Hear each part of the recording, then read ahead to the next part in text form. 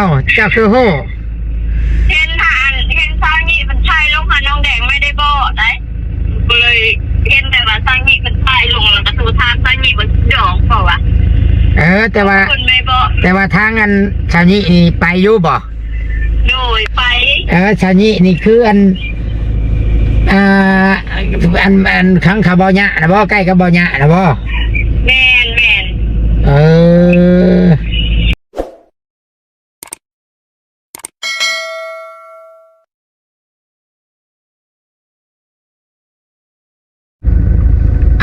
พี่น้องทักทายสบายดีเด้อทุกคน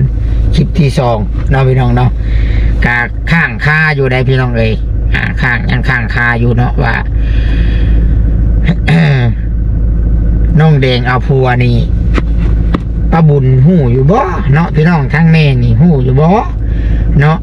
เดี๋ยวตู้ซิดสีลองโทรหาป้าบุญเบิ้งพี่น้องไอ้เนาะ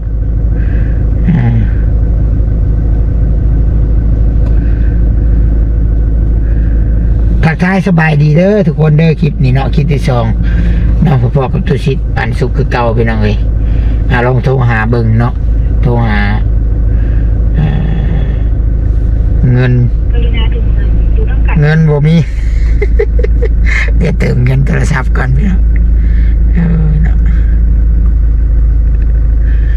เงินโทรศัพท์บ่มีแล้วต่อ Wi-Fi อันนี้โทรเบอร์เขาต้องได้ใส่เงินบ่ใส่เงินบ่ได้เนาะทุกคนมารุ่นเบิ่งน้ำกันว่าสิโทรติดบ่เนาะสำหรับน้องดำแล้วก็เพิ่นทำหูน้ำหรือบ่เนาะพี่น้องเนาะเพิ่นสิรับโทรศัพท์หรือบ่จังใดพี่น้องเอ้ยฮัลโหลสบายดีเจอกันอยู่บ่เนาะแม่ตู้มันโทรหาเบาซิดอยู่เพิ่นว่าเบาซิดก็บ่รับใช้โอ้ยเพิ่นไม่ว่างว่ะบ่โดยน้องไม่ได้อยู่ก็เลยไม่ได้โทรหาออกมาเอ็นงานอยู่สวรรค์สิติดต่อแม่ตู้ได้ไรสานี่เพิ่นยังขึ้นเนื้ออยู่แล้วยังเป็นเนื้ออยู่โดยเพิ่นขึ้นเนื้อเมื่อวันจันทร์นี่เป็นตู้แน่โดยเนาะสิถามไปเด้บัดนี้ถามน้องดำบ่เนาะถามกันแล้วเจอได้แต่วันที่วันหยุดเรื่องน้ำแดงกินดอกนะบ่เจ้าคือฮู้เห็นซางีมันใช่ลงหาน้องแดงไม่ได้บอกได้เลยเห็นแต่ว่าซางีมันใช่ลงแล้วก็สู่ทางซางีมันหยองเปล่าวะแต่ว่าทางอันชาวนี้นี่ไปอยู่บ่โดยไปชาวนี้นี่คืออันขังขาบ่ยะนะบ่ใกล้กับบ่ยะนะบ่แม่นแม่นบ่เนาะเรื่องจริงเนาะสรุปแล้วเนาะอันนี้เนาะแม่นน้องเห็นกันยังกินดองเลยว่าตกใจอยู่กะไม่ได้บอกเลยมีเอสแล้วนู่นเลยสิเอสแต่แม่เพิ่นกะบอกเพิ่นแล้วว่าร้านเจ้ากินดองเลยเด้อว่ะกินแล้วก็กินเขาไม่บอกว่ะแต่ว่าเพิ่นบ่บอกเนาะป้าบุญเนาะโดยเพิ่นไม่บอกช่างว่าแค่เนาะเพิ่นบ่บอกเฮ้ยป้าบุญเลยช่างเป็นแท้นี่โดยใครได้บ่ให้บอกเนาะทางพุ่นบ่ให้บอกยังเครียดยังให้กันอยู่บ่หรือว่าในไรเนาะก็ทางป้าเพิ่นก็ไม่เครียดไม่ให้ค่ะบอกเพิ่นก็ว่าดีใจนะร้านกะบ่ได้สมมันก็บอกป้าบุญนี่แหละคำบ่ได้ป้าบุญนะโอ้ยบ่ได้หน้าคืนป้าบุญบ่เซ็นหน้าให้ยากเติบอยู่แล้วอันเจ้าอยู่สวรรค์ที่เจ้าเดี๋ยวนี้นะให้เอาลูกซะป้าไว้นำพอเท่ากับนางคำใบแค่นั้นแหละกับน้องสาวบ่โดยบ่กับอันลูกสาวเจ้าไปเฮ็ดงานยังไงน่ะอยู่ห้องนั้นตอนนี้แล้วค่ำแล้วมาบ่หรือว่านอนพุธโดยค่ำแล้วมาค่ำแล้วเมื่อรถหุ่นใดเพิ่นเลาะเอานะบ่ โดยถ้ามีก็เด้อเอาเองงานก่อน โดยขอบใจเนาะ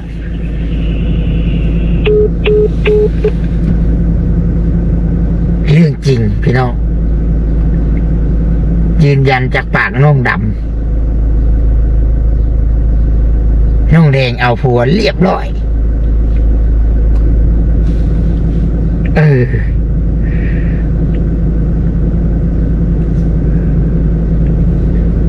ยังบ่มั่นใจอยู่ในตัวชิดนะแต่ว่าคือซีเมนอะไรแล้วบาดนี้เด้อโทรหาอีพ่อก่อนนะเนาะพรบ้านนนยางก่อนเนาะว่ามันแม่นเท่หรือบ่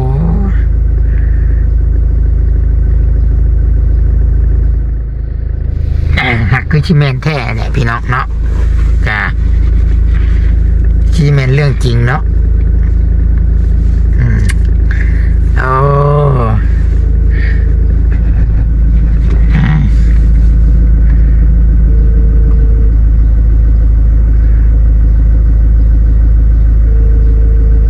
เพิ่นค่าดำหน้าอยู่กับจักเนาะพอบ้านนี่เพราะนี่พอบ้านบ้านนุ่นย่างเด้อันนี้พี่น้องฮัลโหลอันพอบ้านเพิ่นบ่ได้อยู่บ่มันยังผูกคุยยังยากน้ำในน้ำหน้าเพิ่นเนาะโทรดิน้ำเล่าโทรดิมเล่าถามเล่าว่าเล่าอันเพิ่นบอกเล่าไปอยู่บ่งานดองนางแดงเพิ่นเนาะงานเจ้ากับบ่ฮู้บ่ได้บ่ได้ฮู้ได้เฮากับบ่ได้ฮู้ได้แม่เฮากะหากะฮู้อันเขาโทรมาบอกนี่แล้วคิดว่าเพิ่นสิบอกพ่อบ้านเพิ่นบ่ได้บอกเนาะใช่เนาะบ่อย่างนี้พอแต่มื้อนั้นอาเพิ่นมาเสียภาษีเท่านั้นมาเสียภาษีหน้านะบ่แม่แม่นเลยถ้าบ่ได้ยินเพิ่นว่าเรื่องมาน้องได้สิเอาลูกเอาผัวบ่ได้ยินเพิ่นว่าหยังอันแต่ป้าบุญเพิ่นยังบ่ได้บอกได้ฮะเพิ่นบอกแต่เช้านี้บ่เอามื้อใดกินนะช่างแบบว่ามาขอหนะมาขอผูกแขนนั่นแหละเอามื้อวานชื่อนี่บ่เอาผู้ใหญ่ใจดีผู้ใดมาแต่ต่างประเทศผู้ใดเอาหาได้เอาเนี่ยเอาตกใจอยู่เอากะเฮาจักอยู่ผู้นี้น่ะโทรมาเฮาตะกี้อันว่าสิเฮ็ดเฮือนเฮ็ดชาติให้แหละว่าหักเพิ่นว่าเพิ่นเป็นพ่อฮักทวิตน่ะผู้นี้น่ะเท่าแล้วละเอาเฮาคิดว่าเพิ่นสิบอกกันอีพ่อไปร่วมงานหยังเพิ่นก็บ่บอกเนาะบ่ได้บอกนะหรือว่าเพิ่นสู่คอแล้วล่ะบ่ตอนนี้เพิ่นยังสิกินดองบ่เนาะเฮาก็ยังและเฮาถามนางดำอันนี้น่ะลูกป้าบุญน่ะจังฮู้น่ะเราบอกที่นี่นะเราบอกที่นี่ว่าแม่นแท้อยู่แต่ว่าอันเขาไทยชงฮู้มาบอกอยู่แล้วแต่ว่าเราบัดบ่ได้ไปแล้วนะเขาบ่ได้บอกเราแม่นแล้วเขาก็เลยบ่แน่ใจเขาว่ายันว่าอันอีพ่อเราฮู้นะ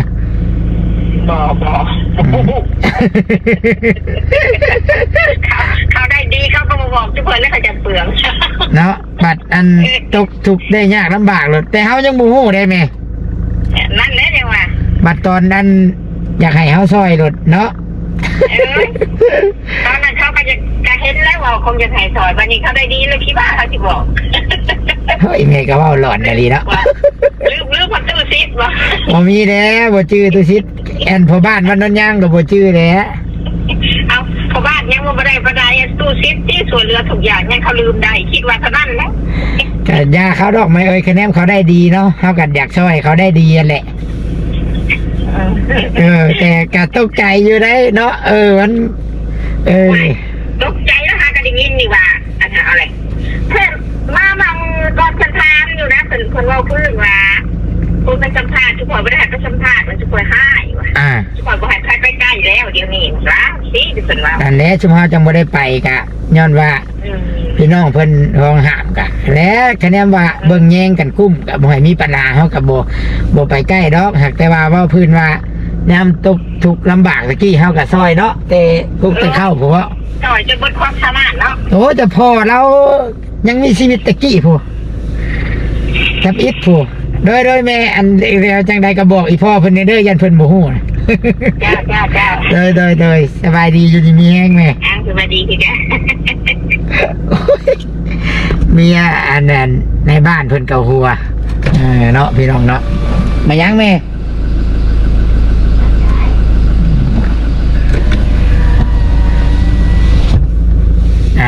เนาะพี่น้องเนาะสำหรับคลิปนี้ก็ยืนยัน